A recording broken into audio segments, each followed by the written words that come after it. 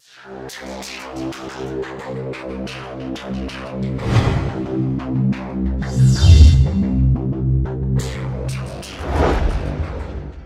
2025년 5월 4일 이정훈입니다. 오늘은 국민의힘 대통령 후보로 확정된 김문수에 대한 이야기를 할까 합니다. 왜 그러냐고요? 마침 아는 전직 기무사 요원한테서 연락을 받고 그렇구나 하는 생각이 들어서입니다. 지난 5월 3일 김문수는 국민의힘 대통령 후보로 확정됐습니다. 5월 3일. 그날로부터 38년 전인 1986년 5월 3일 인천에서 거대한 시위가 일어났습니다. 세칭 5.3 인천 사태. 그 주역 중에 한 명이 노동운동가 김문수였습니다. 김문수는 5.3 인천 사태로 관계기관에 검거돼서 죽도록 맞았습니다. 그리고 세월이 지나면서 보수로 전향해서 보수당의 대통령 후보가 됐습니다. 상당히 드라마틱한 사연이 있겠죠. 근데 그렇게 많이 알려져 있지는 않습니다. 세간에서는 왜 김문수가 그 극렬하던 노동운동가가 왜 보수의 아이콘이 되느냐 궁금해하는데 그를 직접 상대했던 요원들은 이 보수의 대이론가 양동환 교수와의 대화가 그를 보수로 이끌었다. 그리고 그 양동환 교수 가족 장례식 때 기무의 요원과 김문수는 조우한 적이 있다고 합니다. 조금씩 설명을 드리겠습니다. 1986년 5월 3일 인천 사태, 저는 기억이 납니다. 저는 이제 그때 군대 갔다 와서 복학을 한 3학년이었고요. 그때 부글부글 했었죠. 학교도 그렇고 부글부글 했었어요. 하여간 50에 대한 거부감이 굉장히 많았으니까. 그때 벌써 이제 서울대, 연대, 고대에는 총학생회가 만들어져서 학도옥단 체제가 무너져서 처음에는 저희랑 같은 학번에 송영길 씨가 연대에서 학생회장을 하고 그 다음에 또 지나고 해서 그 다음에는 3년 뒤에는 또 같은 학번인 우상호가 87년도에는 학생회장을 하는데 그 직전인 86년 부글부글 할 때죠. 인천 시민회관에서 민주화운동이 일어납니다. 5월 3일. 이거는 그 이듬해 87년 6월에 일어나는 87년 1월에 박종철 서울대 언어학과 학생이 고문을 받다가 숨지죠. 치안본부. 경찰 대공분실에서 받다가 숨집니다. 그것이 알려지고 하면서 87년 거대한 이제 민주화 시위가 일어나는데 그걸 세칭 6월 항쟁이라고 합니다. 그 6월 항쟁으로 50이 끝나고 지금 체제인 60이 만들어집니다. 이 86년 5.3 인천 사태는 87년 6월 항쟁의 예고편, 전편으로 보면 될 겁니다. 이게 조금 더 올라가면 1985년 그때 총선이 있었어요. 2.12 총선인데 이때 야당인 신한당이 약진을 합니다. 그렇다고 뭐 과반수를 얻은 건 아닌데 굉장히 기세를 올리죠. 그러면서 이 신한당 중심으로 대통령 직선제를 요구하는 운동이 일어납니다. 그때 50은요. 대의원을 뽑아서 대통령 선거를 간접선거로 뽑았어요. 대의원들을 뽑아주면 그 사람들이 하다 보니까 대의원들이 뭐 거의 퍼펙트하게 여당을 뽑아주니까 야당 지지하는 사람들은 그 자기네 정치적 의지를 투영할 수가 없었죠. 그래서 신한당을 중심으로 강력한 직선제 개헌을 하자는 운동이 일어납니다. 그래서 개헌 1천만 서명 운동이 일어나죠. 그리고 이제 해가 바뀐 1986년에 4월에 서울대학교에서 꽝 하는 사건이 일어납니다. 저희 때는요, 대학교 2학년이 되게 되면은 전방에 한 번씩 갔다 왔었어야 돼요. 무슨 얘기인가 하면은 GOP 부대에 가서 일주일인가? 그러니까 휴일 빼면은 5박 6일인가? 가서 이제 전방 체험을 하고 갔습니다. 그 전방 입소를 2학년 때 하고 1학년 때는 문무대라고 하는 성남에 있는 학생 군사학교에서 이제 또 일주일간 다녀오고 그랬었는데 서울대학교에서 이 전방 입소 반대 시위를 하면서 김세진, 이재호 두 학생이 분신해서 자살합니다. 그러면서 이제 강력한 학생운동이 나오기 시작하면서 이 결과 이제 서울대, 연대, 고대에서 학생회가 만들어지고 이렇게 가는 거죠. 이 사건을 계기로 5월 1일 날 민통연이라고 하는 제야 운동권 세력, 연합 세력이 만들어지고 이제 뭐가 생기기 시작합니다. 그리고 5월 3일 약간 신한당이 인천 시민회관에서 개원 추진 인천시 지부 결성대회를 열리는데 여기에 모든 운동권이 다 몰려와서 대형 시위를 벌이죠. 그때 대학가 운동권에는 자민투, 민민투 뭐 등등 수많은 계열이 있었는데 어쨌든 다 각자 사회주의적 주장을 했지만 공통점은 개헌을 하자는 거였습니다. 이 시위가 굉장히 컸어요. 그리고 나서 이제 이 시위 세력에 대한 추적에 들어가죠. 5.3 인천 사태가 일어나죠. 이들을 이제 그때 용공 세력으로 봤었는데 이때 김문수 씨는 뭘 했느냐. 김문수 씨는 서울대 경영학과를 나왔죠. 경북, 대구에 있는 경북고등학교를 나와서 서울대 경영학과를 다니면서 70년대에 서울대 운동권의 상징적 인물이었죠. 뭐 학교에 잘리고 뭐 복학하고 뭐 이렇게 다니면서 그리고 대학을 나온 걸로 알고 있습니다. 그리고는 바로 이 경인 지역 공장의 학력을 서울대학 출신을 속이고 들어가서 노동자를 했죠. 그래서 지금 왜 면도칼 회사 중에 도로코라고 있죠. 한국 도로코. 원래 일본의 도로코라는 회사가 있는데 한국법인이라 그럴까? 한국에 투자한 회사라 그럴까? 거기에서 이제 들어가서 이제 그야말로 막노동을 했어요. 노동자는 이재명이라고 하는 사람은 자기가 가난해서 뭐 노동자를 했다라고 하는데 여기는 충분히 서울대 경영학과 나왔으면 대기업에 가서 아주 뭐 출세 코스를 달릴 수 있는데 그걸 버리고 노동운동에 뛰어들었죠. 그걸 이제 공장활동, 공활이라고 합니다. 그걸 하면서 한국도로코의 노조위원장을 했을 겁니다. 그러면서 80년 서울 노노련을 만들어서 5.3 인천 사태에 참여합니다. 이때 이제 서칭 주사파들이 등장해서 난리를 치는데 김문수는 이 김일성주의를 늘 강력하게 거부하죠. 그때 주사파들이 위수김동을 얘기합니다. 위대한 수령 김일성 동지 노선을 따르자. 근데 웃기지 마. 그리고 순수 마르크스 레닌주의, ML주의를 강조하고 주체사항은 따라가지 않으면서 갑니다. 네.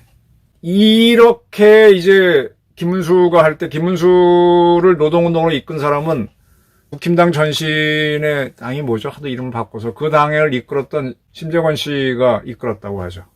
어쨌든.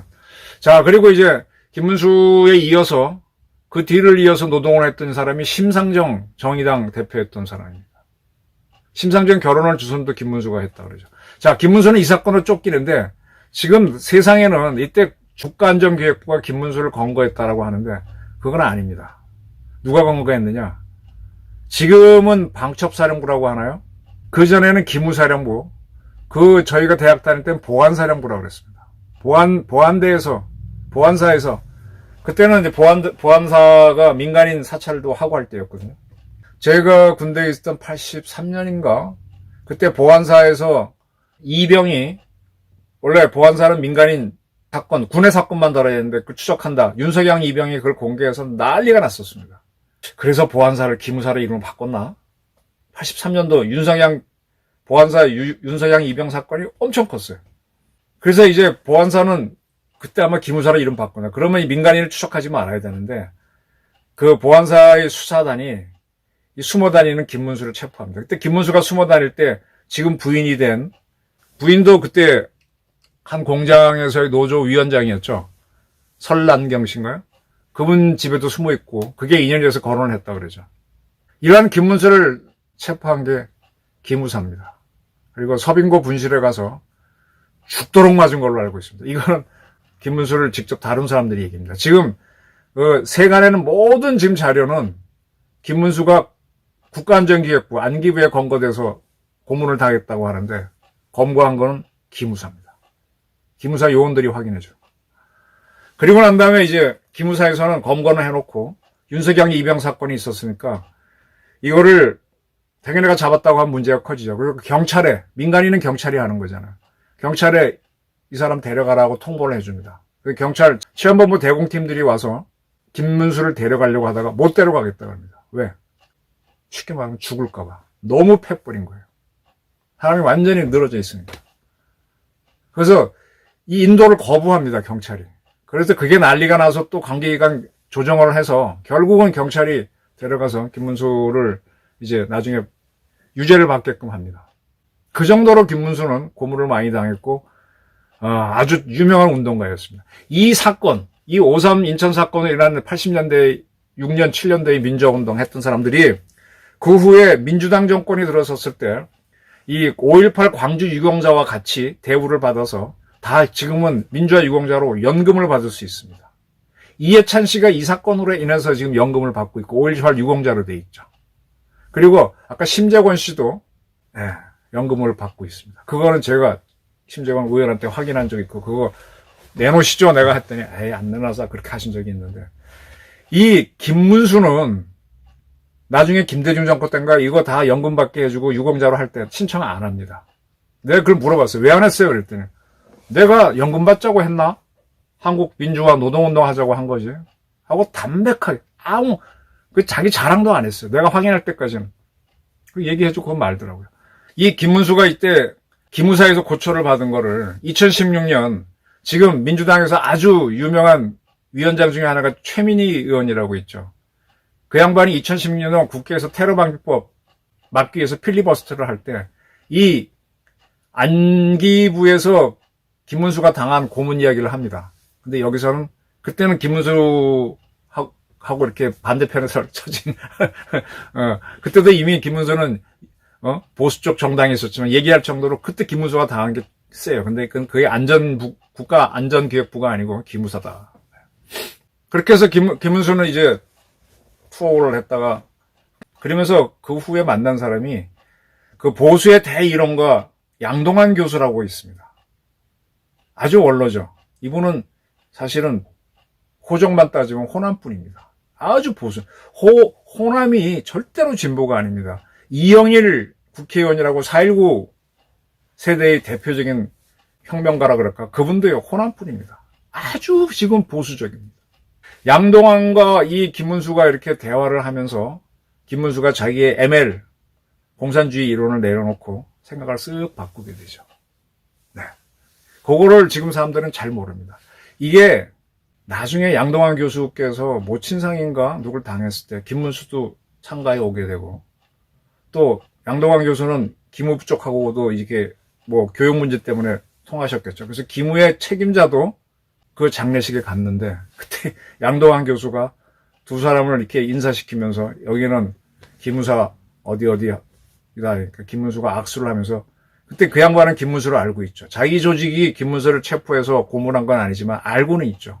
경찰이 김문수 데려가는 걸 거부할 정도로 인도받는 거부할 정도로 처참하게 팼다는 걸 알고 있죠. 김문수 씨가 눈이 순간적으로 번쩍하더랍니다. 한이 맺혀 있는 거죠. 근데 뭐 더 이상 그냥 그 양반 얘기입니다. 기무사 출신 얘기. 그건 없었지만 자기는 상당히 인상적이었다라고 얘기합니다. 양동환 씨하고의 관계가 교수님하고 관계가 있었다. 자, 그리고 이제 87년에 6월 항쟁이 일어나면서 6.29 선언 나오면서 드디어 직선제로 개헌이 이루어지고 육공인 출범하면서 이제 다 사면 복권이 되죠.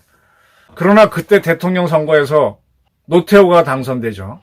김대중이나 김영삼은 못 됩니다. 그렇게 되니까 1990년에 이 노동운동가를 모아서 김문수 씨가 이재호, 장기표, 이우재 등과 민중당을 만듭니다. 그러나 92년 총선에서 이 민중당은 한 명의 당선도 못하고 워낙 득표를 못해갖고 득표율이 적으면 그 정당을 해산돼 버렸습니다. 그래서 이제 노동운동이 국민의 지지를 못 받는다라는 걸 김문수가 그때 꽝 하고 깨달은 것 같아요. 그러면서 아마 그때 양동환 교수를 만난 것 같은데 그러면서 그때부터 했던 게 민주당 실패하고 난 다음에 92년이죠. 노동운동은 접고 택시기사를 합니다. 1년 동안 합니다. 1년 동안 택시기사 하면서 그래서 나중에 택시에 대해서 그 후에 보니까 이제 이 민주당 쪽 국회의원들이 택시기사를 통해 갖고 이제 정치적 입지를 다지는 게 있었는데 이게 김문수가 시작입니다. 그러면서 94년도에 이제 88년도에 노태우 정부가 하다가 그 다음 선거에서 3당 합당을 통해 가지고 김영삼이 대통령이 됩니다. 김영삼 시절이 93년부터 시작되나? 94년도에 김영삼 여당에서 그때 민주자유당이죠. 민자당에서 젊은 피를 영입한다고 할 때 이때 김문수를 영입합니다. 이때 들어간 사람이 제 기억으로는 홍준표예요. 그때 홍준표 씨는 검사로서 그래서 슬롯 사건 수사를 하고, 슬롯 사건이 나중에 우우우우 하는 무슨 분입니까? 그 드라마가 나온다고 말씀드렸죠. 그때 송진아 씨가 극본을 쓰고, 박상원 씨가 검사 역할을 하고, 홍준표 이야기를 갖고, 홍준표 최초 인터뷰는 제가 월간조선에 그때 90 몇 년도인가 길게 썼고, 그걸 토대로 송진아 씨가 그런 드라마를 만들어. 홍준표가 이제 그때는 안기부에 쫓겨가 있었거든, 검사에서. 그런 홍준표를 불러들일 때 김문수도 불러들인 걸로 저는 알고 있습니다. 그러나 그때 홍준표가 보다 더 유명한 거는 김문수였죠. 그리고 운동권에 이재호가 들어오죠. 그래서 그때부터 이제 절로 가지? 이제 보수로 가네. 근데 김영삼이 이게 사실은 좌파의 숙주였잖아요. 보수라고 하면서 거기에 숱한 운동권들이 들어오면서 그 다음에 DJ도 젊은 피를 수혈하면서 지금 대한민국은 좌파들이 다 특히 민주당에 몰려가게 되는 그렇게 됩니다. 그리고 96년 총선에 15대 총선 때 김문수는 부천 소사구 선거구에 나와서 국회의원에 당선되죠. 그때 그가 이긴 사람이 부천에서 이긴 사람이 지금 정치구당 듣고 있고 이번에 대법원에서 이재명 무죄를 확정해 줄 것이다 라고 큰소리 빵빵 쳤던 바로 정치구단 박지원입니다. 박지원을 이겼습니다. 이 선거에서 국회의원이 되고 그 다음에 또 한 번 국회의원을 2번 재선이 됩니다. 그 2선 국회의원을 하다가 국회의원을 사퇴하고 경기도 지사 선거에 도전합니다. 계속 보수 정당에 있는 거죠. 그래서 경기도지사를 2텀을 합니다. 국회의원은 한 2번 2선이지만 한 6년 정도 했고, 그리고 경기도지사를 8년간 하죠. 그리고 그걸 내려주고, 그 다음 국회의원이 경기도지사가 남경필이고, 남경필이 사는데, 그 다음 남경필이 누구한테 지는가 하면 이재명한테 지는 거예요. 이 경기도지사를 할 때, 그가 뭘 했는가 하면 요즘 그 땅값, 집값 올라가는데 GTX가 들어오면 좋다, 많이나마 얘기하죠. 이때 GTX를 시작한 게 이 경기도지사였던 김문수예요. 그건 제가 기억이 정확하게 나요. 기자를 할 때 이 양반이 한때 그 대통령 후보로 오르내린 적이 있어서 취재를 쭉 따라다니면 GTX를 자주 얘기했었어요. 그래서 GTX가 뭐지? 그리고 지금 서울에 사시는 분들은 시내버스 환승하기 굉장히 좋죠. 근데 경기도는 안 됐습니다. 경기도에도 이 환승하도록 만들어준 게 이 김문수 지사죠. 이런 것들은 자기가 택시 운전할 때 경험한 도로 시스템 때문에 빨리빨리 이 교통 시스템에서 빨리 나갔던 것 같아요. 그래서 상당히 잘했습니다. 근데 이 GTX를 갖고 지금 민주당이 계속 밀고 있죠. 이재명도 밀었고 경기도지사 때 민주당은 밀고 있습니다. 이 아이디어의 시장은 김문수였다. 근데 이때 이 양반이 이런 거 하고 있을 때 같은 시기에 젊은 피로 들어온 홍준표는 뭐였냐. 국회의원을 서울 동대문구에서 계속 하면서 2011년부터는 한나라당 대표가 됐어요. 홍준표가 더 잘 나갔죠. 홍준표는 이번에 국민의힘에서 대통령 후보 경쟁할 때 4강에서 붙었던 사람이죠. 이때는 김문수가 잘 나갔나? 오히려 홍준표가 더 잘 나갔다고 할 수도 있죠. 그리고 이제 2014년 그는 이제 더 이상 지방선거에 안 나가겠다라고 이제 접어버리고요. 대구로 가서 국회의원 하겠다고 합니다. 대구의 수성에 가서 한다고 하는데 거기에서 이제 부닥치는 사람이 김부겸 씨는 김문수 씨의 경북고등학교 5년 후배입니다. 김부겸 씨는 수성에서 민주당 깃발 걸고 계속 도전해서 계속 떨어진 사람이에요. 원래는 거기 이한구 의원이라고 TK 쪽 사람들이 당연히 되는 거죠. 그래서 이제 수성에 간다 그러니까 원래 TK잖아요. 경북고등학교 나왔으니까. 근데 왜 그런 데 가냐 그랬더니 거기는 결코 쉬운 자리가 아니라고 해서 도전을 했는데 고등학교 5년 후배인 김부겸한테 참패를 합니다. 62대 37. 아주 참패를 합니다. 이 승리를 기반으로 김부겸은 자기 고향 대구에서 국회의원 한다고 계속 민주당 깃발 보고 하다가 안 되다 이때 딱 당선되면서 드디어 중앙부대에 올라오죠. 원래 김부겸도 이름 있는 사람. 그 다음에 결국 문재인 정권 때는 국무총리를 했고 확 커버리죠. 그리고 지금은 이제 이재명을 지지하는 쪽으로 가 있죠. 근데 상당히 반이재명적인데 이재명 지지로 가 있습니다.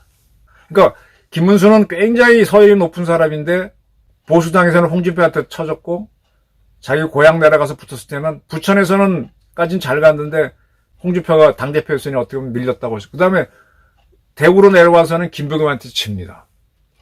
그러면서 이제 조금씩 대권 후보로 거론되는데 이게 이제 위기에 처하는 거죠. 그래서, 수성에서 지면서 이제 김문수도 끝났구나, 라고 보게 됩니다. 그리고 나서부터 그가 하는 게 뭔가 하면은, 유튜브를 했던 것 같아요. 저보다 조금 빨리 유튜브를 했습니다. 그거는, 그때 이제, 여의도 가면 극동 VIP 빌딩 오피스텔인데, 거기 저도 몇 번 가봤고, 스튜디오 차려놓고 하는데, 그때 제가 김문수를 잘 몰랐는데, 이 양반이 돈 얘기는 절대로 안 해요. 근데 그 젊은 직원 하나 고용해서 내 얘기해보니까 젊은 직원이 김문수를 굉장히 존경하더라고요. 그 비용은 다 되는데 본인은 그 수익을 하나도 안 가져간다 그러더라고요. 그래서 그렇구나. 그러면서 이제 김문수 씨의 유튜브가 주목을 좀 끌죠. 그리고 박근혜 대통령이 탄핵돼서 대통령 선거를 할 때 그도 대통령 후보로 거론되는데 결국은 안 나갑니다. 그때 왜 안 나가냐 그랬더니 돈이 없어서. 이 김문수 씨가 돈이 없습니다. 이상하게 돈이 없어. 돈을 모으질 않아요. 김문수하고 돈은 정말 인연이 없습니다. 지금도 이분이 살고 있는 데가 서울대 뒤에 있는 관악산이 사당동으로 내려오다 보면은 사당동 밑에 처음 아파트촌 허름한 게 나오는데 그쪽 어디에 살죠. 그리고 열린 대통령 선거에서 박근혜 탄핵 이후 열린 선거에서 이제 국힘당의 전신은 지리멸렬하다가 뭐 반기문 옹립하다 안 되고 뭐 하다 나중에 이제 홍준표를 하죠. 근데 이제 기어코 이제 안철수 씨가 무소속으로인가 나오는 바람에 보수표가 쪼개져서 압도적으로 600만 부에 가까운 차이로 홍준표를 이기고 문재인이 당선됩니다. 이때 이제 홍준표 씨는 당대표도 다 했으니까 경남도지사를 2텀 하나 보궐선거로 됐다가 중간에 또 됐다가 그걸 사퇴하고 대통령 선거에 나왔는데 참패를 하게 되죠. 그렇게 되니까 이제 그는 미국으로 가버리고 홍준표도 이제 끝났구나 이렇게 되고 이제 김문수도 대선에 못 나왔으니 끝났구나 그럽니다. 그러다가 서울시장 선거가 열릴 때 그때는 삼선을 노리는 박원순 씨가 있었어요. 2018년 근데 이 서울시장 선거에 또 안철수가 나옵니다. 안철수가 라도 꺾자라고 해서 보수 세력에서 김문수를 내보냈는데 2018년 서울시장 선거에서 박원순 씨가 55.9 압도적으로 과반을 얻고 이 김문수는 21% 2위를 합니다. 그러나 안철수한테는 이깁니다. 29% 얻는구나. 그러면서 이제 안철수가 대통령 선거 나와서 보수당이 이기는 것도 방해했고 서울시장 선거에 또 나온 것도 그것도 방해하는 그런 역할을 했지만 이제 이때부터는 이제 김문수는 다 끝났구나 라게 되는 거죠. 반면 이제 홍준표는 미국에 돌아와가지고 대구에서 그 수성구 김부겸 씨 옆인가 거기 갑이 있고 거기서 기어코 국회의원이 됩니다. 다시 홍준표는 재기하는데 이 김문수는 재기를 못하면서 이제 다시 대구 생활을 접고 서울에 올라와서 그때 이제 보수당인 자유한국당 탈당했다가 자유통일당 만들면서 그 전광훈 목사랑 가까워지죠. 그거는 저도 잘 알고 있습니다. 전광훈 목사 얘기도 많이 했었고 그때부터 종교를 아마 개신교로 하다가 그리고 이제 코로나가 돌 때 이 전광훈 목사 교회가 뭐 감염 사건 터지면서 어쩌고 저쩌고 하면서 괜히 구설수에 오르다가 제가 알기로는 전광훈 목사 측하고는 헤어진 걸로 알고 있습니다. 그러다가 이제 2022년 문재인 정권 끝나고 대통령 선거가 다가올 때 윤석열 지지를 선언하죠. 그러나 자기는 이제 지방선거에도 나가지 않고 그러는데 윤석열 정부가 출범하니까 그때 경제사회노동위원장으로 임명이 됩니다. 그러다가 작년에 이제 노동부 장관이 되죠. 그리고 작년 12월 계엄령을 선포할 때 계엄에는 반대했지만 이 계엄을 비난하는 거에 대해서는 소식껏 맞서는 그런 모습을 보였죠. 그리고 이번 국힘당 대통령 경선에서 자기랑 비슷하게 경쟁해온 홍준표 씨를 이기고 또 한동훈 씨를 이기고 그리고 계속 부닥쳐왔던 안철수를 이기고 대통령 후보로 확정된 겁니다. 김문수 씨는 이번 경선에 나올 때도 돈이 없었죠. 본인은 대통령 선거 이번에 경선 나온다는 뜻도 없었는데 지지자들이 몰려가서 하니까 비 맞으면서 그럼 나도 하겠다 추대되듯이 했죠.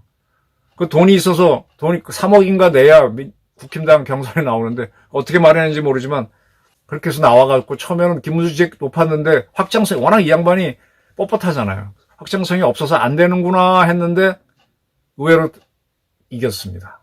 그리고 지금 와서는 한덕수 전 총리하고 단일화 문제가 남아있는데 단일화가 쉽지 않을 것 같아요. 자, 근데 그가 공교롭게도 국힘당에서 대통령 후보로 확정된 날이 5월 3일. 인천 사태가 일어난 38주년 때가 됐습니다. 이걸 지켜보면서 당시 그의 검거에 참여했던 기무사 한 전직 간부가 쭉 자기와의 인연을 얘기해 주더라고요. 그러면서 그 양반 얘기가 뭐냐. 나는 김문수 얼굴이 참 맑다. 김문수가 잘 됐으면 좋겠다. 김문수를 한덕수 총리도 좋고 다 좋지만 김문수 얼굴이 참 맑다. 이런 얘기를 하시더라고요. 자, 김문수는 5.3과 인연이 있는 모양입니다. 김문수는 항상 돈이 없습니다. 근데 그는 솔직해요. 양동안도 만났고 정광훈도 만나서 굉장히 정광훈 목사를 좋게 얘기했었어요. 정광훈 목사 저도 만나본 적은 있지만 그 양반 어떨 때는 참 이해가 안 되는데 뭐 종교 세계는 어떤지 모르겠어요. 근데 어쨌든 이렇게 사람을 만나면서 변해왔습니다. 자, 5.3의 운을 타고 있는 김문수. 그가 국민의힘의 대통령 후보로 확정됐는데 한 3, 4일 사이에 한덕수 씨는 서울대 경제과를 수석으로 졸업하고 김문수보다 한 2년 선배죠. 서울대학교. 고등학교는 경기 나왔고. 선배로서 그분은 학생 때 행정고시에 합격했고 관료로 길을 쭉 걸어왔습니다. 그도 가난한 집안 출신이에요. 근데 이제 관료로 쭉 걸어왔고 전혀 다른 길이죠. 홍준표는 그도 다 가난한 사람들이에요. 홍준표 가난한 건 다 아는. 근데 이제 사실을 통해서 검사가 하다가 성격 때문에 들고 튀고 해서 정치인으로 변해왔고. 그 다음에 안철수 씨는 서울대 의과대학 가서 의사는 별로 안 하고 컴퓨터 하다가 돈 벌어서 정치인 됐고. 다 다른 길을 걸어온 사람들입니다. 자, 김문수 돈이 없다라고 하는 사람이 대통령 후보가 나와갖고 지금 운이 좋게 쭉쭉 나가는데 그가 대통령이 될 수 있을까? 한덕수와 어떻게 단일화할까? 둘이 강하게 충돌하지 않을 겁니다. 아마 서로 굉장히 양보하는 모습을 할 텐데 저는 궁금해요. 어쩌면 김문수가 범보수의 대통령 후보가 될 수 있겠다는 저도 예측이 이상하게 듭니다. 5.3 사건을 계기로 5월 3일 날 당선된 김문수 한 옛날 얘기를 풀어봤습니다. 재밌습니까? 김문수의 운명이 어떻게 될지. 돈 없는 김문수가 홍준표도 못하고 안철수도 못한 일을 해낼 수 있을까? 한번 지켜보시죠. 제가 하나 수정할 게 있습니다. 윤석열 이병 사건은 제가 군대가 있을 때가 아니고 군대 마친 다음에 터졌군요. 제가 기자 초년병에 터졌네요. 1990년에 일어났네. 그래서 기무사는 1991년에 이름을 바꾸네요. 윤석열 이병 사건은 제가 기억이 틀렸습니다. 김문수를 체포한 거는 당시에 보안사령부입니다. 정정하는 바입니다. 감사합니다.